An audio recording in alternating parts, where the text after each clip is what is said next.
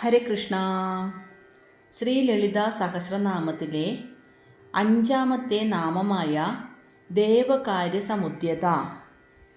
ഈ നാമം ദേവിയുടെ കർമ്മം അല്ലെങ്കിൽ അവതാര ലക്ഷ്യം എന്താണ് എന്നു പറയുന്നു.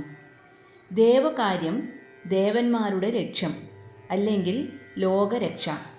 ഇവിടെ ദേവന്മാർ എന്നതുകൊണ്ട് പ്രകൃതിയിലെ സദ്ഗുണങ്ങളെയും നിയമങ്ങളെയും, അതായത് ധർമ്മം, സംരക്ഷിക്കുന്ന ശക്തികളെയാണ് ഉദ്ദേശിക്കുന്നത്.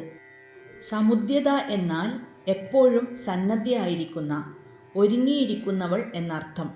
അതായത് സദ്ഗുണങ്ങളെയും ധർമ്മങ്ങളെയും നിലനിർത്താനും അസുരശക്തികളെ, അതായത് അജ്ഞാനം, തിന്മ തുടങ്ങിയവയെ ഇല്ലാതാക്കാനും അതിലൂടെ ലോകത്തിന് ശാന്തി നൽകാനുള്ള പരമമായ ലക്ഷ്യത്തിനായി എപ്പോഴും സജ്ജയായിരിക്കുന്നവളാണ് ശ്രീ ലളിതാംബിക ദേവി.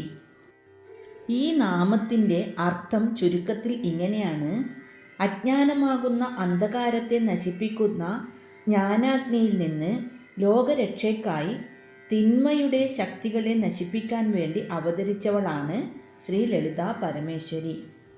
ഓം ശ്രീ മഹാദേവി നമഃ.